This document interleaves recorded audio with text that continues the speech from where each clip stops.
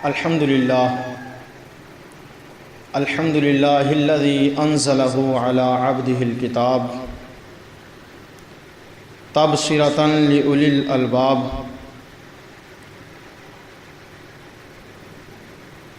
والصلاة والسلام على محبوب رب الأرباب وعلى آله وصحبه أولي العلم والحلم والحکم والصواب۔ قال اللہ تبارک و تعالی فی شان حبیبہ ما کان محمد ابا احد من رجالکم ولکن رسول اللہ وخاتم النبیین۔ ان اللہ وملائکتہ یصلون علی النبی یا ایہا الذین آمنوا صلو علیہ وسلموا تسلیما۔ الصلاۃ والسلام علیک یا سیدی یا رسول اللہ وعلی آلک واصحابک یا حبیب اللہ۔ الصلاۃ والسلام علیک یا نبی اللہ وعلی آلک واصحابک یا نور اللہ۔ اللہم صلی علی سیدنا و مولانا محمد بقدر حسنہ و جمالہ و فضلہ و کمالہ و جودہ و نوالہ و صحبہ و آلہ و بارک وسلم۔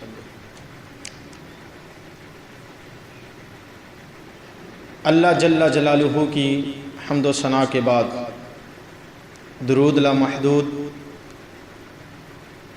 اس محبوب مکرم کی بارگاہ بے کس پناہ کے اندر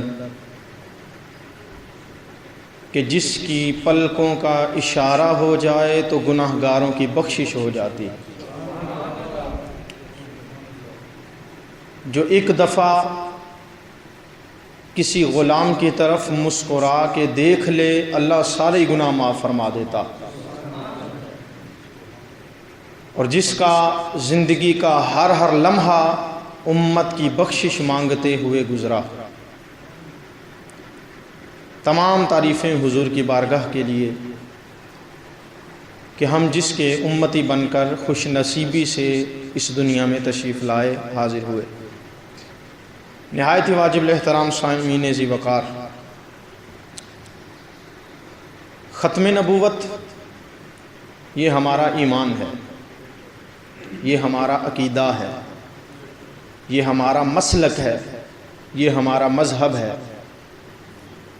ختم نبوت کا معنی یہ ہے کہ اللہ نے نبی بھیجنے شروع فرمائے تو آدم سے، جب حضور آئے تو اللہ نے نبی بنانے ہی چھوڑ دیے۔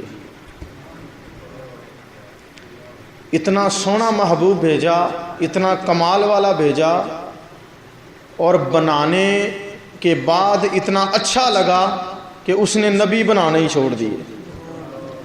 اس نے کہا بس جو کچھ تھا جتنا تھا سونیا تجھے دے دیا ہے، اب رب تیرے علاوہ رب کا کوئی پیارا ہونا کوئی نہیں اور کسی نبی نے آنا کوئی نہیں۔ تو ختم نبوت ہمارا عقیدہ ہے، مذہب ہے، ایمان ہے۔ کچھ عرصے سے ختم نبوت کے مسئلے کو چھیڑا جا رہا ہے، اس کے ساتھ چھیڑ خانی کر کے مسلمانوں کے دلوں کو زخمی کیا جا رہا ہے۔ تو آج کے عنوان میں ہم یہ سمجھیں گے کہ ختم نبوت پر پہرا دینا اور اس پر ایمان رکھنا کتنا ضروری ہے۔ کیا اس میں کوئی لچک ہو سکتی ہے، یا اگر کوئی لچک کر رہا ہو تو اس کے ساتھ ہماری لچک ہو سکتی ہے یا نہیں؟ تو میں نے قرآن کی آیت ہے خطبے میں، لیکن میں گفتگو کا آغاز حدیث مصطفیٰ سے شروع کرتا ہوں۔ حضرت امام بغوی نے تفسیر معالم التنزیل میں حدیث بیان فرمائی۔ حضرت جبیر بن مطعم رضی اللہ تعالی عنہ اپنے والد سے روایت کرتے ہیں، قال رسول اللہ صلی اللہ علیہ وسلم ان لی اسماء، حضور نے حضرت جبیر بن مطعم کے والد سے فرمایا کہ آسمانوں پر میرے کچھ نام ہیں، آسمانوں پر میرے کچھ نام ہیں، کچھ لقب ہیں، کچھ کمال ہیں۔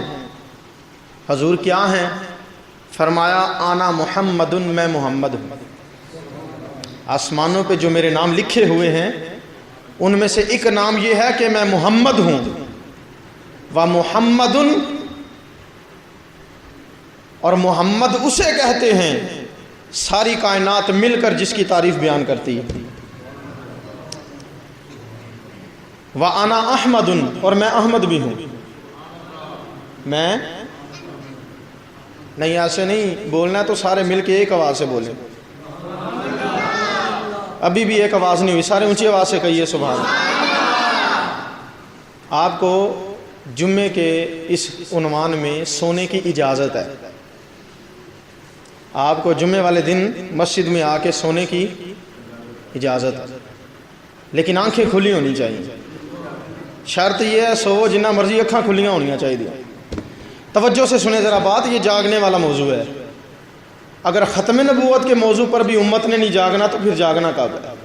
یہ بڑا نازک مرحلہ۔ فرمایا میں محمد بھی ہوں، میں احمد بھی ہوں، وَأَنَا الْمَاحِي، اور میں مٹانے والا بھی ہوں۔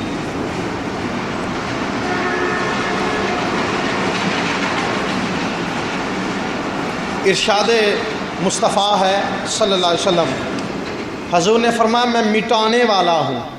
حضور کسے فرمایا؟ یمح اللہ بی الکفر، اللہ میرے ذریعے سے ساری کائنات سے کفر مٹا دے گا۔ میں کفر کو مٹانے والا ہوں۔ وَأَنَا الْحَاشِرُ الَّذِي يَحْشُرُ النَّاسَ عَلَى قَدَمِي، اور فرمایا مجھے یہ شرف بھی حاصل ہے اور میرے فضائل میں سے ایک یہ بھی فضیلت ہے، جب قیامت والے دن اللہ قوموں کا حشر فرمائے گا تو میرے قدموں میں ہی فرمائے گا۔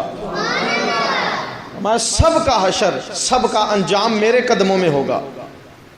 وَأَنَا الْعَاقِبُ، اور حضور نے فرمایا میں عاقب ہوں، میں عاقب ہوں۔ وَالْعَاقِبُ الَّذِي لَيْسَ بَعْدَهُ نَبِيٌّ، اور عاقب اسے کہتے ہیں جس کے بعد کوئی نبی نہ آنا ہو۔ عاقب کا معنی کیا ہے بولیے؟ جس کے بعد کوئی نبی ممکن ہی نہ ہو۔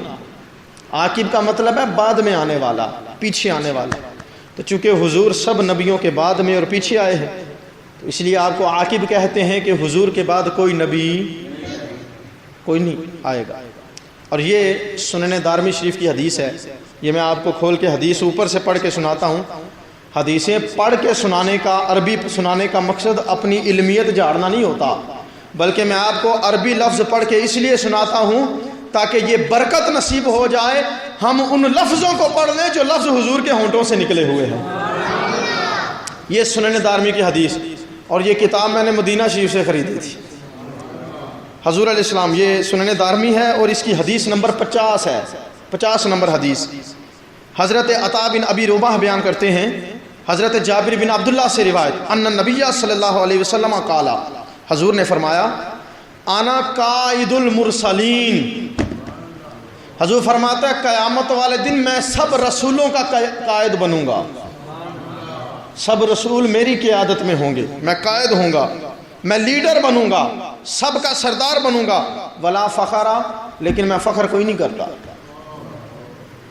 آدم بھی میرے جھنڈے کے نیچے، میں فخر، عیسیٰ بھی میرے جھنڈے کے نیچے، میں فخر، موسیٰ بھی میرے جھنڈے کے نیچے لیکن میں فخر، ابراہیم اور اسماعیل اور اسحاق بھی میرے جھنڈے کے نیچے لیکن میں فخر، سارے نبی میرے جھنڈے کے نیچے کھڑے ہوں گے لیکن مجھے فخر کوئی نہیں۔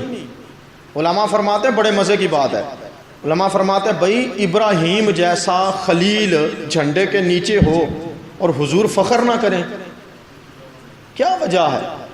ہمارے گھر تو کوئی ایم پی ایم این اے آ جائے نا تو ہم فخر سے بتاتے پھرتے ہیں، اعلان کرتے ہیں، تو ابراہیم جیسے نبی جس کے جھنڈے کے نیچے ہیں وہ فخر نہ کرے، اسماعیل جیسا جس کے جھنڈے کے نیچے وہ فخر نہ کرے، عیسیٰ جیسا نبی، سارے نبی جس کے جھنڈے کے نیچے وہ کہتا ہے میں فخر نہیں کرتا۔ شیخ عبدالحکم محسن دہلوی فرماتے ہیں اس کا معنی یہ ہے حدیث کا، حضور فرماتے ہیں میں فخر کس بات کا کروں؟ فخر تو ان سب کو کرنا چاہیے کہ میرا جھنڈا نصیب ہو گیا ہے۔ فخر تو ان کے لیے، میں فخر نہیں کرتا. آگے فرمایا وَأَنَا خَاتَمُ النَّبِيِّينَ وَلَا فَخَرَ، اور فرمایا میں سب نبیوں کو ختم کرنے والا ہوں، میں خاتم النبیین ہوں، آخری نبی ہوں. ولا فخر، اور میں اس پر بھی فخر کوئی نہیں کرتا، میں اس پر بھی فخر کوئی نہیں کرتا. وَأَنَا أَوَّلُ شَافِعٍ وَأَوَّلُ مُشَفَّعٍ وَلَا فَخَرَ، اور حضور فرماتے ہیں میں ہی ہوں سب سے پہلے جو شفاعت کرے گا اور جس کی شفاعت سب سے پہلے قبول بھی ہوگی، لیکن میں اس پر بھی فخر نہیں کرتا. امتیوں میں فخر نہیں کرتا، فخر تو تمہیں کرنا چاہیے کہ میں تمہارا نبی ہوں، میں تمہارا آقا. تو یہ حضور علیہ السلام کی احادیث طیبات ہیں.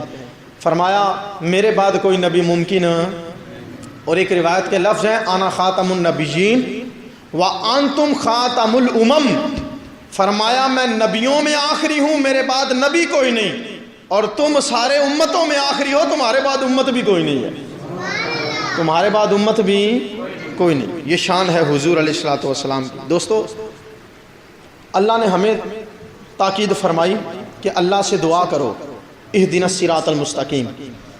ہم 5 وقت کہتے ہیں یا اللہ ہمیں صراط مستقیم پہ چلا، ہمیں سیدھا راستہ، ہمیں ہدایت دے، ہمیں ہدایت دے، ہمیں ہدایت دے. تو کچھ لوگ ایسے بھی ہیں، اب ہر بندہ کہتا ہے میں ہدایت یافتہ ہوں، ہر بندہ کہتا ہے. تو مولا ہمیں پتہ کیسے چلے گا کہ ہمیں ہدایت مل گئی یا نہیں؟ معلوم کیسے ہوگا؟ فرمایا ہدایت کا رستہ میں تمہیں بتا دیتا ہوں، صراط الذین انعمت علیہم، ہدایت اس رستے والوں پہ ہوتی ہے جس رستے پر اللہ کا انعام ہوتا. بولیے جس رستے پر اللہ کا، اور انعام کن پر ہے؟ اولئک الذین انعم اللہ علیہم من النبیین والصدیقین والشہداء والصالحین. فرمایا نبیوں پر انعام ہے، صدیقوں پر انعام ہے، شہیدوں پر انعام ہے، اور اللہ کے ولیوں پر انعام ہے. تو یہ وہ لوگ ہیں جن کے رستے کے نقش پر چلنے والا ہدایت یافتہ ہوتا. میں بڑی سادہ سی مثال عرض کرنے کی کوشش کرتا ہوں. ایک بندہ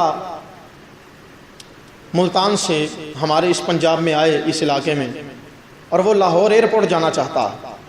بڑی توجہ چاہتا ہوں آپ، وہ لاہور ایئرپورٹ جانا چاہتا ہے، اور وہ آ کے اڈے پہ کسی سے پوچھے بھئی میں نے لاہور ایئرپورٹ جانا ہے، مجھے رستہ بتا دو. اب وہ بتایا جی شدرا سے آگے چلو تو وہ میٹرو بس کا پل ہے، اور آگے چلو فلائی اوور ہے، ادھر جاؤ اتنے موڑ آئیں گے، اس سڑک پہ ہو جانا، پھر دائیں طرف ہو جانا، پھر بائیں طرف ہو جانا، پھر ایک فلائی اوور آئے گا، پھر سارے رستے وہ بتاتا چلا جائے. وہ بندہ پریشان ہو جائے گا ملتان والا، وہ کہے گا یار ہمارے ملتان میں تو اتنے فلائی اوور کوئی نہیں، اور ہمارے علاقے میں اتنی سڑکیں اور اتنے موڑ کوئی نہیں، ذرا رستہ گڈمڈ ہو گیا، مجھے سمجھ نہیں آ رہی کہ رستہ کون سا جاتا ہے لاہور ایئرپورٹ کو، تو میرے لیے آسان کر دو. اب ایک بندے نے سن لیا، وہ گزر رہا تھا، اس نے رک کے کہا بھائی تو نے لاہور ایئرپورٹ جانا ہے؟ وہ کہے گا جی میں نے جانا ہے. وہ کہے گا پریشانی کی بات کوئی نہیں، اتفاق سے میں نے بھی وہیں جانا ہے، تو ایسا کر اپنی گاڑی میری گاڑی کے پیچھے لگا دے. تھوڑا اونچا بول سکتے ہیں؟ اپنی گاڑی میری گاڑی کے پیچھے پیچھے چلا، نہ تجھے فلائی اوور گننے کی ضرورت ہے، نہ تجھے موڑ گننے کی ضرورت ہے، نہ تجھے رستے سڑکیں ناپنے کی ضرورت ہے. جدھر جدھر میں جاتا ہوں بس نظریں جھکا کے میرے پیچھے پیچھے چلتا جا. میرے پیچھے چلے گا تو تجھے پریشان ہونے کی ضرورت کوئی نہیں، ایئرپورٹ کے راستے پہ پہنچ جائے گا. تو مولا ہم نے ہدایت کے راستے پہ چلنا ہے، ہمیں پتہ کوئی نہیں رستہ کون سا جاتا ہے جنت کو، ہمیں پتہ کوئی نہیں تیری راستے میں، تیری بارگاہ میں کون سی راہیں نکلتی ہیں. اللہ فرماتے ہیں پریشان ہونے کی ضرورت نہیں، میرے نبی ہیں، میرے ولی ہیں، ان کے نقش قدم پر چلتا جا، پریشان نہیں ہوگا، تجھے ہدایت کا راستہ نصیب ہو جائے گا. فرمایا چپ کر کے نظریں جھکا کے اسی راستے کا مسافر بن جس راستے پہ داتا علی حجویری چلا ہے، جس راستے پہ معین الدین اجمیری چلا، اب تجھے ہدایت ملے گی. اب دوستو مسئلہ یہ بن گیا ہے کہ نبوت کا دعویٰ کرنے والے بھی بڑے ہیں، نبیوں کے راستے پہ چلنا ہدایت ہے نا. تو اب مکے کی پہاڑیوں سے بھی آواز اٹھتی ہے میں اللہ کا نبی ہوں، اب قادیانیوں کے جنگلوں سے بھی آوازیں اٹھتی ہیں میں ہم اللہ کے نبی ہیں. تو اب مسئلہ بن گیا امت کے لیے سچا نبی کون ہے. توجہ ہے سب کی؟ بھائی ادھر سے بھی آوازیں آتی ہیں میں اللہ کا رسول ہوں، ادھر سے بھی آوازیں آتی ہیں میں اللہ کا रसूल हूँ। अब हम जैसे निकम्मे कैसे समझेंगे कि वो सच्चा है या ये सच्चा है? तो मेरे भाई, नबुव्वत की दलील के तौर पर, नबुव्वत की सच्चाई पर जो दलील है वो मोजज़ा होता है। वो क्या होता है? मोजज़ा होता है। अल्लाह ने फरमाया मैं एक दलील दे रहा हूँ, जो मोजज़ा दिखाए वो नबी होता है, जो नबी ना हो वो मोजज़ा दिखा, याद रखिए, जो नबी ना हो मोजज़ा दिखा नहीं सकता। और जो नबी होता है वो आंखों के सामने ऐसा काम करके दिखाता है जो अकल में नहीं आता। बोलिए, जो अकल में। तो हर नबी को मोजज़ा मिला। हज़रत ईसा अलैहिस्सलाम कितना कमाल का मोजज़ा है। ठोकर मारे मुर्दे को ज़िंदा कर दें, मट्टी का परिंदा बनाए फूंक मारे तो उसको ज़िंदगी दे दें, कोढ़ के मरीज़ को हाथ मारे, हाथ फेरें शिफा मिल जाए, अंधे की आंख पे दस्ते मुबारक फेरें उसकी आंख मिल जाए। इतने बड़े मोजज़े हैं। हज़रत मूसा अलैहिस्सलाम का असा है, ये डंडा लकड़ी का है।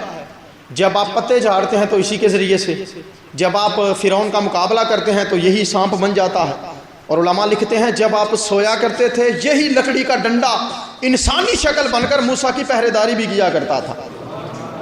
इतने मोजज़े हज़रत मूसा अलैहिस्सलाम के पास। और मेरे नबी का जो सबसे बड़ा मोजज़ा है वो है अल्लाह का कुरान। हजूर का सबसे बड़ा मोजज़ा क्या है? बोलिए, कुरान।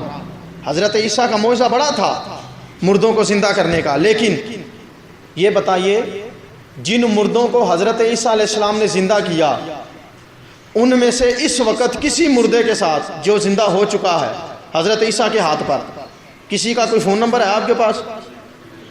किसी का कोई राबता, किसी का कोई गली मोहल्ला आप जानते हो, कोई पोस्टल एड्रेस आता हो आपको?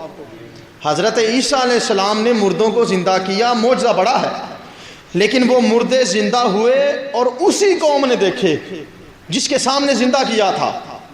उन्हीं लोगों ने देखे जिन्होंने हज़रत ईसा को नबी माना था और उनके सामने थे। तो चूँकि ईसा की नबुव्वत महदूद थी और उस वक़्त के लिए और उस कौम के लिए थी, इसलिए वो मोजज़ा उसी कौम ने देखा। और मेरे नबी हैं, नबी क़यामत तक के लिए, क़यामत तक हुजूर की नबुव्वत चलेगी और क़यामत तक हुजूर की नबुव्वत का पैगाम सबको मानना पड़ेगा। तो इसलिए कोई एक मोजज़ा ऐसा होना चाहिए था कि हुजूर तो ज़ाहिरी पर्दा फरमा जाए लेकिन मोजज़ा फिर भी क़यामत तक मौजूद होना चाहिए। तो वो मोजज़ा कुरान है। वो मोजज़ा, ये कुरान ऐसा मोजज़ा है जो क़यामत तक हमारी आंखों के सामने, ये मेरे नबी का मोजज़ा है। बोलिए, ये मेरे। तो कुरान का अब तक होना और क़यामत तक रहना ये मेरे नबी की ख़त्म नबूवत की दलील है। ये मेरे नबी की ख़त्म, अल्लाह फरमाता ना फ़बिअय्यि हदीसिन बअदहु युमिनून। अब कुरान के बाद किस किताब का इंतज़ार कर रहे हो?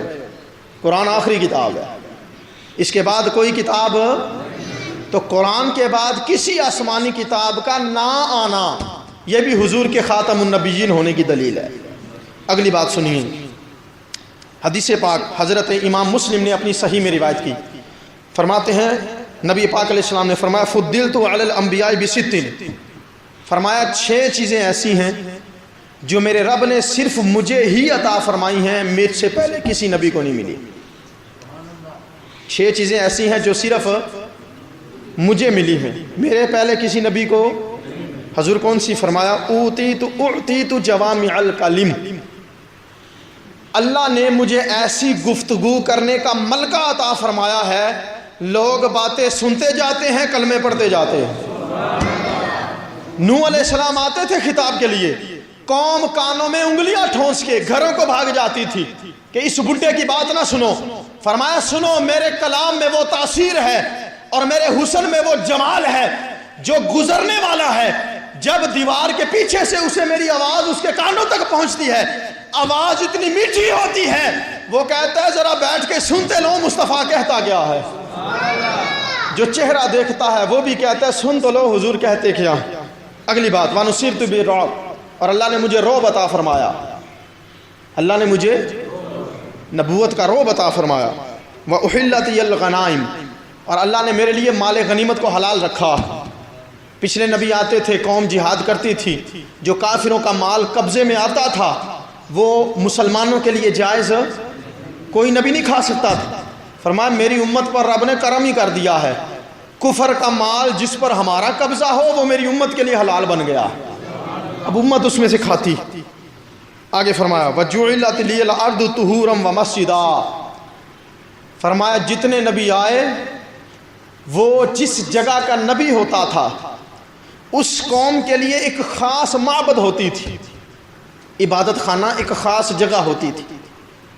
یوں سمجھے کہ لاہور والا بندہ گجرانوالا میں آ کے نماز نہیں پڑھ سکتا تھا، گجرانوالا کا بندہ سیالکوٹ میں جا کے عبادت، وہ ایک خاص معبد تھی، خاص بت خانے تھے، خاص عبادت خانے تھے جہاں وہ سجدے کرتے تھے اور عبادت کرتے تھے۔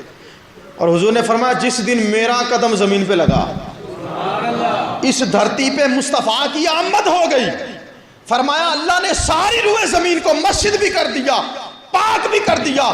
میرا امتی دنیا کے کسی کونے میں پہنچا ہو، اذان کی آواز آ جائے، نماز کا وقت ہو جائے، وہی نیت کر کے نماز کی نیت باندھ لے، اللہ قبول فرمانے والا ہے صلی اللہ علیہ وسلم۔ اور چھٹی چیز اور پانچویں، حضور نے فرمایا وَأُرْسِلْتُ إِلَى الْخَلْقِ كَافَّةً، اللہ نے ساری مخلوق کا نبی بنا کے بھیجا۔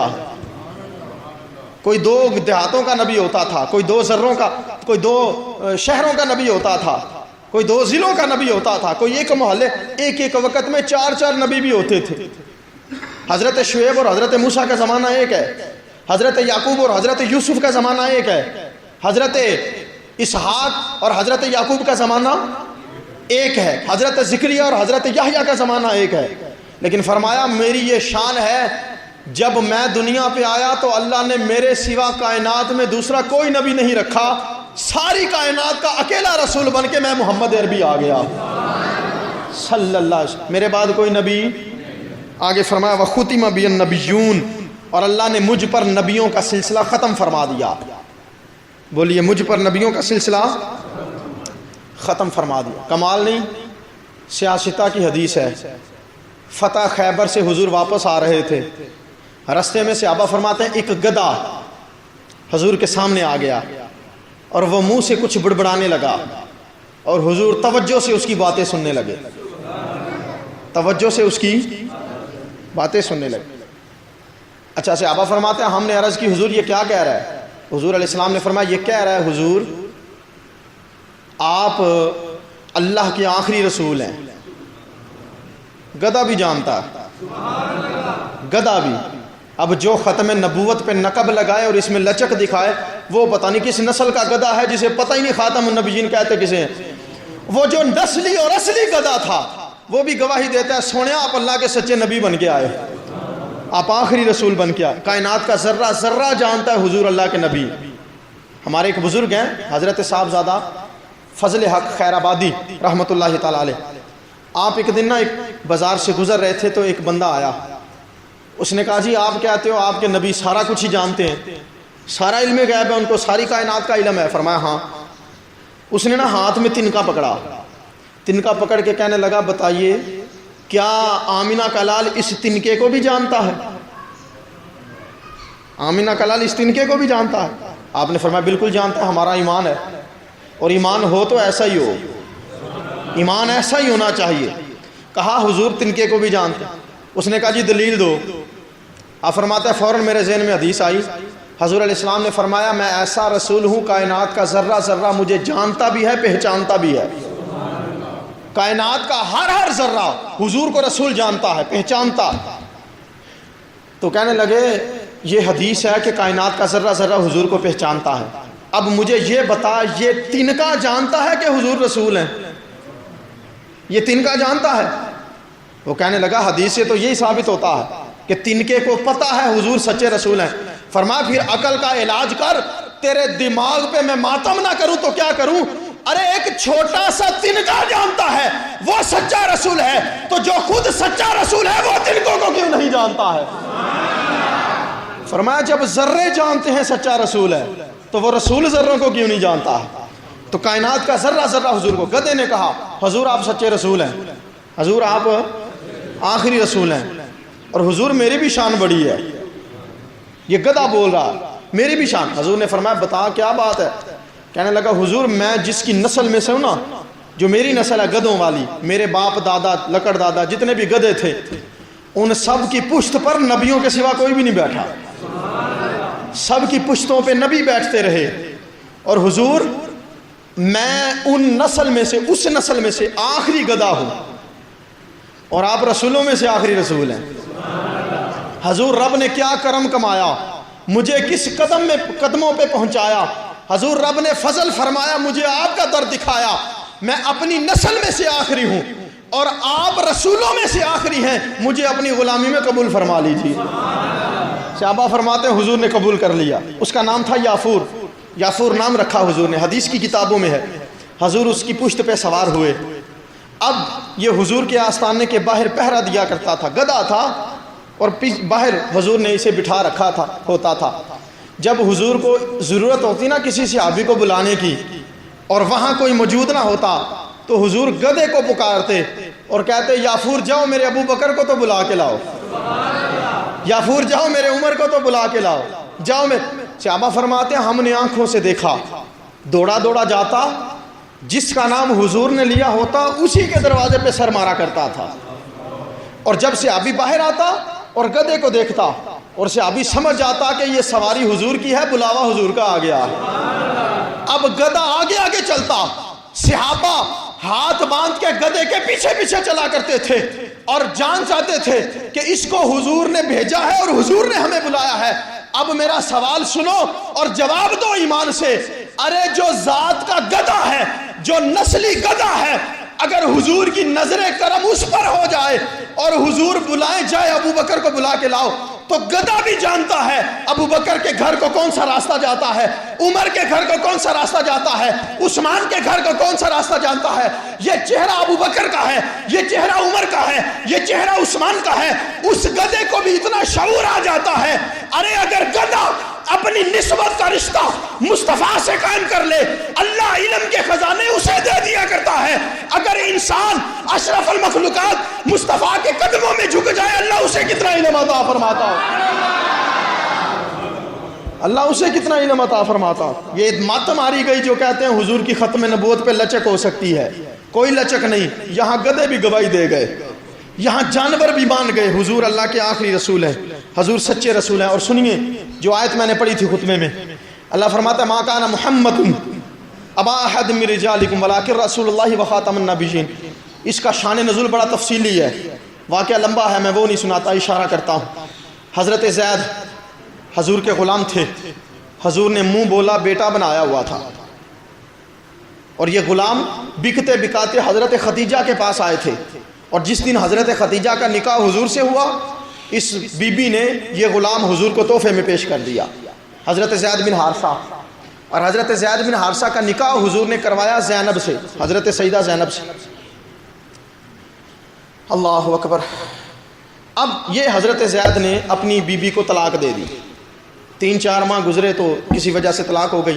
اب اسی حضرت زینب سے نکاح حضور نے خود فرما لیا. اب منافقوں نے اعتراض کیے، تانے دیے کہ اپنی بہو سے شادی کر لی، اپنی بیٹے کی بیوی سے شادی کر لی. اللہ نے قرآن کی یہ آیت نازل فرمائی، فرمایا تم مردوں میں سے میرا نبی کسی کا باپ نہیں ہے.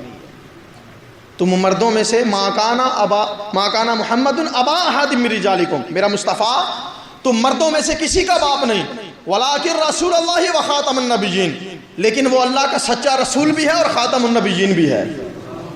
اس کا مطلب ہے بیٹے کا ہونا اور نہ ہونا، اس کا ختم نبوت پہ بڑا اثر پڑتا.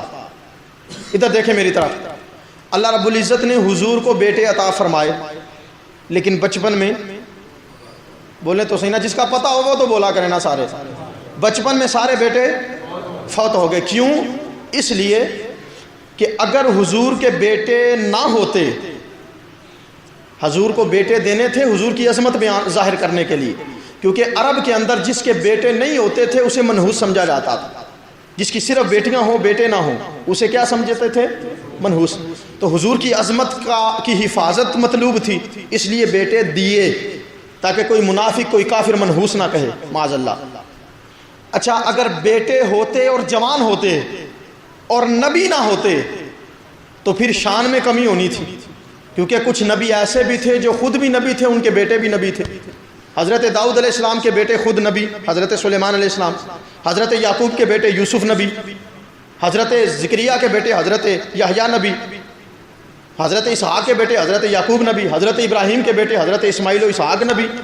اگر بیٹے نہ ہوتے تو شان پہ فرق تھا، تو شان کو ظاہر کرنے کے لیے بیٹے دیے، عظمت کو ظاہر کرنے کے لیے، اور مقام کی حفاظت کے لیے بیٹوں کو بچپن میں فوت کر دیا کہ اگر جوان ہوتے تو نبی نہ ہوتے تو پھر بھی شان پہ حرف آتا تھا۔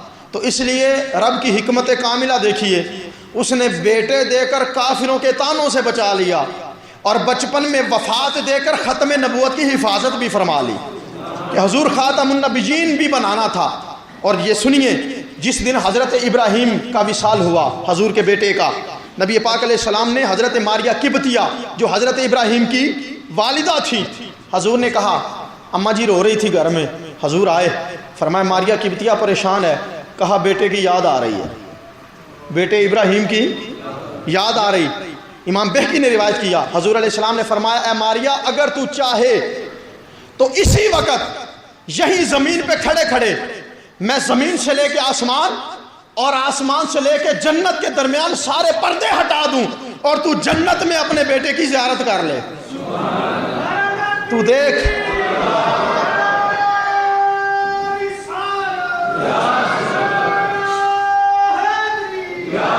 فرمایا زندہ باد، فرمایا بیٹا، فرمایا ماریہ سن، تیرا بیٹا کوئی کم شان میں نہیں رہ رہا جنت میں، اس کا نام ابراہیم ہے اور وہ اللہ کے سچے نبی حضرت ابراہیم علیہ السلام کی پرورش میں رہ رہا ہے، حضرت ابراہیم کی زیر کفالت ہے۔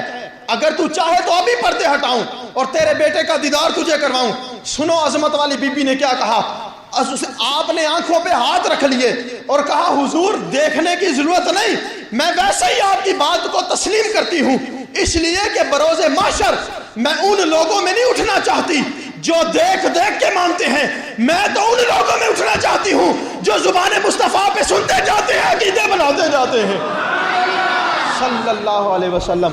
حضور میں تو ان میں حال کرنا چاہتی ہوں اپنا کہ جو حضور کی زبان سے سن کے ہی یقین کر لیتے ہیں، جو حضور کی زبان سے۔ اور حضور نے فرمایا لو عاشا کان صدیقا نبیا، اگر میرا بیٹا ابراہیم زندہ رہتا تو اللہ کا سچا نبی بنتا، اللہ کا سچا نبی بنتا، لیکن زندہ نہ رکھا، وفات دے دی۔ تو میں کہہ سکتا ہوں نا پھر کہ حضور کی ختم نبوت پر قربانی دینے والوں میں سے سب سے پہلا نام حضور کے اپنے بیٹے کا ہے، حضرت ابراہیم رضی اللہ تعالیٰ عنہ حضور کے بیٹے۔ سب سے پہلی قربانی ختم نبوت کے موضوع پر حضور کی اپنی نسل نے دی اور حضرت ابراہیم رضی اللہ تعالیٰ عنہ نے دی اور حضور کے سامنے ان کا وصال ہو گیا۔ اور یہ اتنا اہم موضوع ہے، اس میں لچک کی کوئی گنجائش نہیں ہے، ختم نبوت کا موضوع اتنا اہم ہے۔ آپ دیکھیں حضور کی ساری زندگی کو، 23 سالہ دور نبوت حضور کا، 40 سال میں تو اعلان نبوت کیا، باقی 23 سال، اس میں سے 10 سال مکے کے نکال دیں، 13 سال مکے کے نکال دیں۔ مکی دور میں کوئی جنگ، کوئی جہاد نہیں ہوا۔ جب مدینہ تشریف لائے تو پھر ان 10 سال کے عرصے میں جہاد ہوئے اور مسلمانوں نے اسلام کی سربلندی کی خاطر کفر سے مقابلے کیے۔ پورے 10 سالہ زمانے میں ٹوٹل 212 صحابی شہید ہوئے۔ کتنے؟ ٹوٹل 212 صحابہ ہیں جنہوں نے جام شہادت نوش کیا رب رسول کے نام پر، اسلام کی خاطر۔ اور وہ جو جنگ یمامہ تھی، جو مسلمہ کذاب نبوت کا جھوٹا دعویٰ لے کے اٹھا، حضرت ابوبکر صدیق نے صحابہ کی جماعت بھیجی اس سے مقابلے کے لیے۔ تو ختم نبوت کا موضوع اتنا اہم ہے، ٹوٹل 10 سالہ دور نبوت میں صرف 212 صحابی شہید ہوئے، اور صرف ختم نبوت کی اس جنگ میں ٹوٹل 1200 صحابہ شہید ہوئے۔ کتنے صحابہ؟ 1200 صحابہ شہید ہوئے۔ اور صحابہ فرماتے ہیں، حضرت خالد بن ولید جیسے، آپ فرماتے ہیں جس دن ختم نبوت کے موضوع پر ہم نے تلوار اٹھائی اور مسلمہ کذاب سے جنگ کے میدان میں ہم اکٹھے ہوئے، اس دن ہمارے لیے جان بچانا اتنا اہم نہیں تھا جتنا گردنیں کٹوانا اہم تھا۔ فرماتے ہیں پہلے جان بچانے کا حکم ہوتا ہے، لیکن ختم نبوت کی اس جنگ میں ہم نے گردنیں کٹوانا زیادہ محبوب سمجھا۔ تو یہ موضوع بڑا اہم ہے، اس میں کسی قسم کی کوئی گنجائش۔ مسیلمہ کذاب آیا حضور کے پاس، حضور کے زمانے میں ظاہری دور حیات میں 2 کذاب اٹھے جنہوں نے نبوت کا دعویٰ حضور کے ہوتے ہوئے کیا، ایک اسود انسی تھا اور ایک مسیلمہ کذاب تھا۔ مسیلمہ کذاب آیا، اس نے آ کے کہا کہ میں بھی رسول ہوں، آپ بھی رسول ہیں، آپ ایسا کریں آدھی آدھی رسالت تقسیم کر لیں، آدھی دنیا کے آپ رسول رہیں، آدھی دنیا کی رسالت مجھے دے دیں، اور اگر ایسا نہیں کر سکتے تو پھر میرا دوسرا مطالبہ یہ ہے کہ آپ لکھ کے دے دیں کہ جس دن آپ کا وصال ہوگا اس کے بعد پہلا خلیفہ مسیلمہ کذاب بنے گا، اگر یہ دونوں میں سے ایک شرط بھی مان جائے تو میں آپ کا کلمہ پڑھ لیتا ہوں۔ اس نے یہ 2 مطالبے رکھے، جب سامنے مطالبے رکھے نا، اسے یہ نہیں جانتا تھا کہ جس دن سارے کفر کے سردار اکٹھے ہوئے تھے کہ ہم سے مال لے لو، دولت لے لو، جائیداد لے لو، نبوت کا اعلان چھوڑ دو، اس دن اسی محبوب کا حوصلہ تھا جس نے کہا تھا تو سورج بھی میرے ہاتھ پہ لا کے رکھ دے، چاند بھی میرے ہاتھ پہ لا کے رکھ دو، پھر بھی حق بیان کرنے سے میں پیچھے نہیں ہٹوں گا۔ تو اس نے نہ کہا میری آدھی نبوت آدھی رسالت مجھے دے دیں، حضور نے نا اتفاق سے کھجور کی ٹہنی پکڑی ہوئی تھی ہاتھ میں، خشک کھجور کی ٹہنی، حضور نے فرمایا تو نبوت دینے کی بات کرتا ہے، میں تو تجھے یہ ٹہنی بھی نہیں دینا پسند کرتا، فرمایا یہ کھجور کا خشک تنا میں یہ بھی گوارا نہیں کرتا تجھے دے دوں، تو رسالت کی بات کرتا ہے۔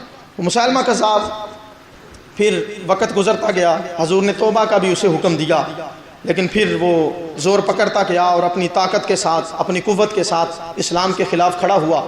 پھر وہ وقت آیا، حضرت سیدنا ابو بکر صدیق رضی اللہ تعالیٰ عنہ خلیفہ بنے، اور آپ نے لشکر فوجوں کا بھیجا مسیلمہ کذاب یمامہ کی طرف، جنگ یمامہ کے لیے، حضرت خالد بن ولید کی سرپرستی میں۔ تمام صحابہ بیٹھے، حضرت عمر نے مشورہ دیا، اے ابو بکر ایسا نہ ہو کہ فوج تو ساری ہم نے وہاں بھیج دی ہوئی ہے اور دشمن دوسری طرف سے آ کے مدینے پہ حملہ نہ کر دے اور ہمیں جانی مالی نقصان اٹھانا پڑے، ایسا کرو فوج کو واپس بلا لو، ہم ادھر جا کے نہیں حملہ کرتے، ہم ادھر مدینے میں انتظار کریں گے، تھوڑی قوت تھوڑی پاور اکٹھی کر لیں، پھر دیکھی جائے گی مسیلمہ کذاب کی جنگ بھی۔ اس موقع پر حضرت سیدنا صدیق اکبر رضی اللہ تعالیٰ عنہ، وہ صدیق جس نے ساری زندگی تحفظ ناموس رسالت پر پہرا دیا، جس نے ساری زندگی اپنا خاندان، اپنی برادری، اپنا قبیلہ، اپنا مال، اپنی جان، سب کچھ مصطفیٰ کے قدموں پہ لٹائی، اس وقت حضرت ابو بکر صدیق کے لفظ سنو، حضرت عمر کو جھنجھوڑ کے بولا اور فرمایا فقال ابو بکر لو اختفتنی الکلاب والذئاب لم ارد قضاء، حضرت ابو بکر صدیق نے فرمایا عمر تجھے کیا ہو گیا ہے، حالت کفر میں دلیر بنا پھرتا تھا، حالت اسلام میں بزدل کیسے بن گیا؟ فرمایا سن، ابو بکر کا ایمان ختم نبوت پر اتنا مضبوط ہے کہ اگر جنگل کے بھیڑیے، جنگل کے درندے آ کر ابو بکر کی بوٹی بوٹی نوچ ڈالے پھر بھی ختم نبوت پر پہرا آخر دم تک دیتا رہوں گا۔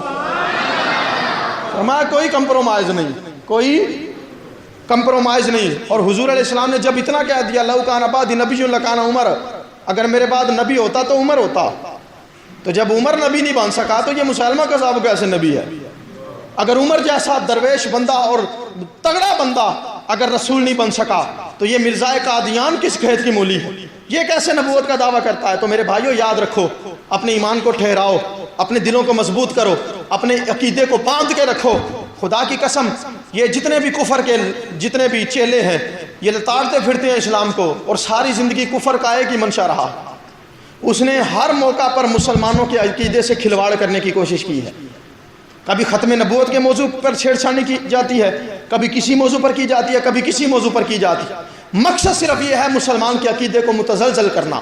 اقبال کہتا ہے میں اس وقت جب آکسفورڈ یونیورسٹی میں گیا تو وہاں میں نے ایک انگریز کو دیکھا، وہ اپنے بیٹے کو بٹھا کے سمجھا رہا تھا، بیٹا تو مسلمانوں سے مقابلہ نہیں کر سکتا، اگر کرنا چاہتا ہے تو ایک کام کر، یہ فاق کا کش ہے، موت سے ڈرتا نہیں ذرا، یہ تو پیٹ پہ پتھر باندھ کے بھی میدان جہاد میں کود پڑتے ہیں، یہ تو اپنے پیٹ پہ بم باندھ کے ٹینکوں کے نیچے گھس جاتے ہیں، یہ موت سے نہیں ڈرتے۔ تو انگریز کی تعلیم اپنے بچے کو کیا تھی؟ اقبال اپنے لفظوں میں بیان کر رہا ہے، انگریز نے کہا یہ فاقہ کش ہے، موت سے ڈرتا نہیں ذرا، بس روح محمدی اس کے بدن سے نکال دو۔ یہ جو محمدی روح ہے، محمدی سوچ ہے نا اس کی اندر، اس کو ختم کر دو، مسلمان کو مارنے کی ضرورت نہیں، یہ زندہ لاش کی طرح زندگی گزارے گا۔ یہ فاقہ کش جو موت سے ڈرتا نہیں ذرا، روح محمدی اس کے بدن سے نکال دو، اور فکر عرب کو دے کر فرنگی تخیلات، وہ کہتا ہے عرب کی فضا کے اندر بھی نا انگریز کا ماحول پیدا کر دو، فکر عرب کو دے کر فرنگی تخیلات، اسلام کو حجاز و یمن سے نکال دو۔ یہ پہلے دن سے انگریز کا منشا اور ماوا یہی ہے، اسلام کے ساتھ مسلمانوں کے عقیدوں کے ساتھ چھیڑ خانی کرنا۔ تو ختم نبوت پر کسی قسم کی کوئی لچک برداشت نہیں۔ بھائی 1200 صحابہ جس کے لیے قربان ہوئے، وہ موضوع کوئی چھوٹا سا موضوع ہے؟ اور گدھوں نے، جانوروں نے گواہیاں دی، وہ موضوع کوئی چھوٹا موضوع ہے؟ حضور کی اپنی نسل نے پہلی قربانی ختم نبوت پر دی، یہ موضوع کوئی معمولی سا موضوع ہے؟ نہیں، یہ موضوع بڑا اہم ہے، یہ ہمارا ایمان ہے۔ ختم نبوت ہمارا، سارے بولیے ختم نبوت ہمارا عقیدہ، ختم نبوت ہمارا عقیدہ، ہمارا ایمان، ہمارا مذہب، ہمارا مسلک ختم نبوت ہے۔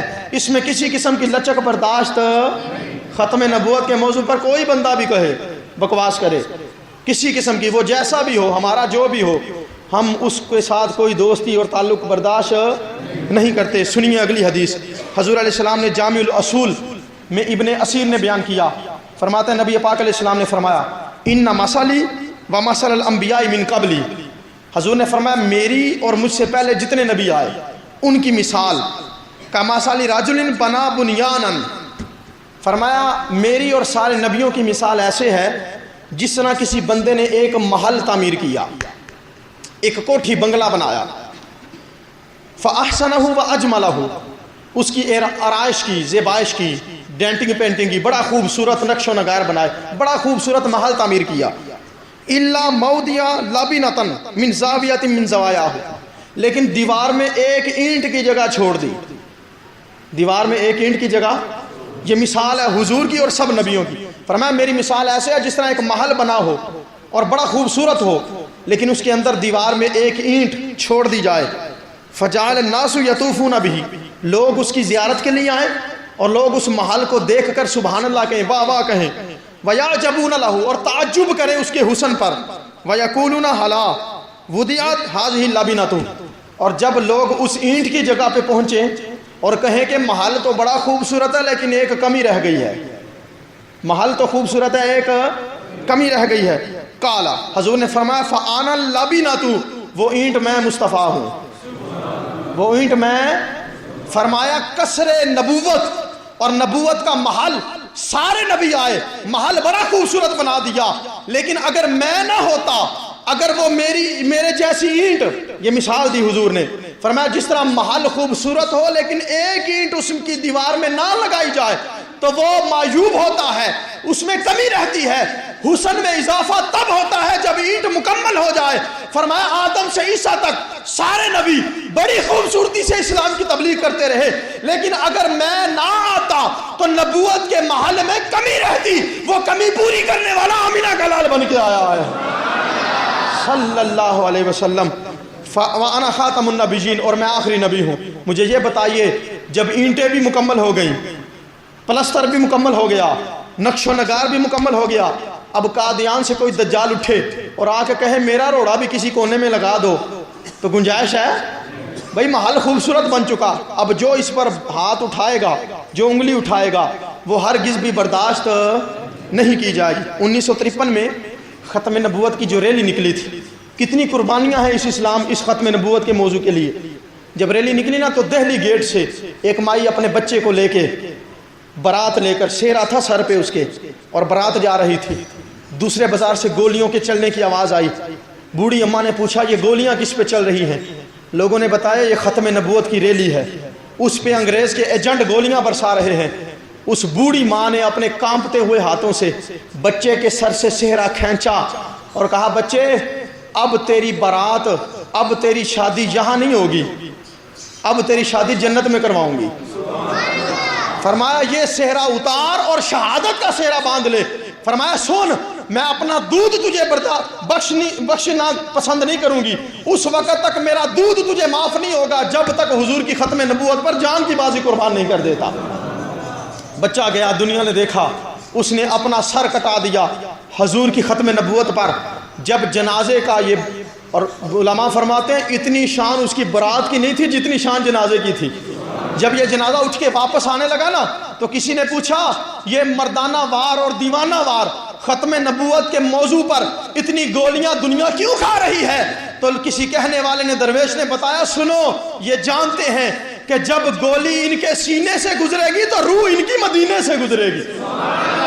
ان کو پتا ہے ختم نبوت کا موضوع کتنا اہم ہے۔ حضرت مولانا عبدالستار خان نیازی رحمۃ اللہ تعالی علیہ آپ خطاب فرما رہے تھے ختم نبوت کے موضوع پر۔ نواب آف کالا باغ، بڑی بڑی مونچھیں رکھنے والا، اس نے پابندی لگا دی یہ مولوی خطاب نہ کرے، یہ ختم نبوت پر لوگوں کو جو ہے نا وہ جوش دلواتا ہے، رکاوٹ ڈالنے لگے۔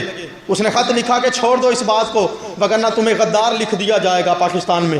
حضرت عبدالستار خان نیازی رحمۃ اللہ علیہ سینہ چوڑا کر کے کہنے لگے جا کے میرا پیغام دو نواب آف کالا باغ کو، اسے کہہ دو عبدالستار نیازی تیری بڑی بڑی مونچھوں سے غداری کر سکتا ہے، مصطفیٰ کی زلفوں سے غداری نہیں کر سکتا صلی اللہ علیہ وسلم۔ حضور کی زلفوں پہ غداری نہیں ہو سکتی۔ علم الدین کو جب شہید کیا گیا، انگریز نے، عیسائیوں نے مجمع بلایا اور کہا ہم نے ایک شخص اٹھا تھا، اسے ہم نے تہس نہس کر دیا، سولی پہ چڑھا دیا، اسے اب دفن کر دیا گیا، اب اس کی سوچ ختم ہو گئی۔ ایک درویش اٹھا، اس نے کہا بے وقوفو سنو، ہم نے غازی علم دین کو دفن کیا ہے، اس کے خنجر کو دفن نہیں کیا۔ ہم نے غازی علم دین کو دفنایا، اس کے خنجر کو۔ دوستو آدم سے عیسیٰ تک جتنے نبی آئے، جتنے رسول آئے، جتنے پیغمبر آئے، ان کی دعوت برحق تھی، ان کا اعلان برحق تھا، ان کا اسلام برحق تھا، لیکن خدا کی قسم اگر آج نجات ممکن ہے تو صرف مصطفیٰ کی غلامی سے ہے، مصطفیٰ کی نوکری سے ہے، مصطفیٰ کی وفاداری سے ہے۔ کیوں؟ اس لیے کہ جو کمال اللہ نے جناب آدم کو دیا تھا، جو کمال جناب نوح کو دیا تھا، جو کمال جناب یوسف کو دیا تھا، جو کمال جناب ابراہیم کو دیا تھا، جو کمال جناب ادریس کو دیا تھا، جو کمال جناب دانیال کو دیا تھا، آدم سے عیسیٰ تک جتنے نبیوں کو جتنے کمال دیے تھے، وہ تمام کمالات، وہ تمام معجزات، وہ تمام شانیں، وہ تمام عظمتیں، وہ تمام رفعتیں اللہ نے محمد عربی کو عطا فرمائی ہیں۔ تبھی میرے امام بریلی سے بول کے کہتے ہیں وہ کمال حسن حضور ہے کہ گمان نقص جہاں نہیں، یہی پھول خار سے دور ہے، یہی شمع ہے کہ دھواں نہیں، میں نثار تیرے کلام پر ملی یوں تو کس کو زباں نہیں۔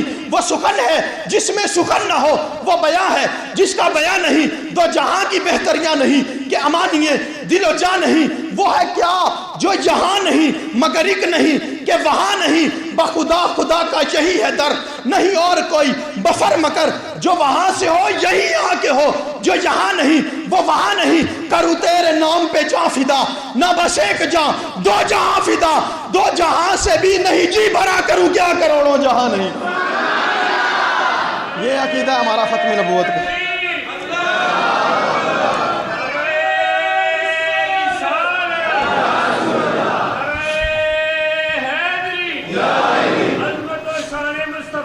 ختم نبوت پہ جو لچک رکھتا ہے، وہ مولوی ہو، وہ صوفی ہو، وہ پیر ہو، وہ شیخ الحدیث ہو، وہ مفسر قرآن ہو، وہ ملوانہ ہو، وہ ابا پیر ہو، ڈبا پیر ہو، وہ جیسا بھی ہو، وہ وزیر مشیر ہو، وہ عہدیدار ہو، وہ سیاستدان ہو، جتنا بھی بڑا غدار کیوں نہ ہو، ہمارا اس سے کوئی رشتہ، ہمارا اس سے کوئی تعلق۔ جنہ ووٹ بچانے نے چپ رہو، باقی سارے اونچی آواز نہ بولو۔ حضور کی ختم نبوت کا جو غدار ہے، ہمارا اس سے کوئی تعلق، ہمارا اس سے کوئی رشتہ، ہمارا اس سے کوئی تعلق، کوئی واسطہ نہیں ہے۔ ہم وفادار بن کے آئے ہیں دنیا میں تو صرف محمد عربی کے بن کے آئے۔ خدا کی قسم ہمیں یہ جو زندگی ملی کیوں دی رب نے؟ عاشق بول کے کہتا نا دل یاد لئی بنایا ہے۔ یہ دل اس لیے نہیں، اللہ نے ہمیں دو دل نہیں دیے، ایک دل میں مصطفیٰ کی محبت ہو، دوسرے دل میں غداروں کی محبت ہو، نہ، فرمایا ایک ہی دل دیا ہے، وہ بھی یاد مصطفیٰ کے لیے دیا، وہ بھی عشق رسول کے لیے دیا۔ دل یاد لئی بنایا ہے تے تعریف لئی زبان، یہ زبان صرف مصطفیٰ کی تعریف کے لیے، حضور کی تعریف کے لیے ہے۔ مولانا امام احمد رضا خان فاضل بریلوی کے پاس آیا تھا نا بندہ، اس نے کہا فلانے بادشاہ ہے، فلانا بادشاہ ہے، اس کی شان میں کوئی مدح لکھو۔ اعلیٰ حضرت امام اہل سنت ارشاد فرماتے ہیں، آپ نے جھوم کے بولا، فرماتے ہیں میں کروں مدح اہل دول رضا، کروں مدح یعنی میں اہل دول اور بادشاہوں کی مدح کروں؟ نانا، فرمایا کروں مدح اہل دول رضا، پڑے اس بلا میں میری بلا۔ فرمایا نانا، بادشاہوں کی مدح کے لیے یہ زبان نہیں دی رب نے، فرمایا کروں مدح اہل دول رضا، پڑے اس بلا میں میری بلا، میں تو گدا ہوں اپنے کریم کا، میرا دین پارا نہ نہیں۔ دل یاد لئی بنایا ہے تعریف لئی زبان، تے اکھیاں بنائیاں سونے دے دیدار واسطے۔ اللہ رب العزت ہم سب کو فقط حضور کا ہو کر رہنے کی توفیق دے، اور حضور کی محبت میں جینے اور حضور کے نام پر مرنے کی سعادت عطا فرمائے۔ وما علینا الا البلاغ۔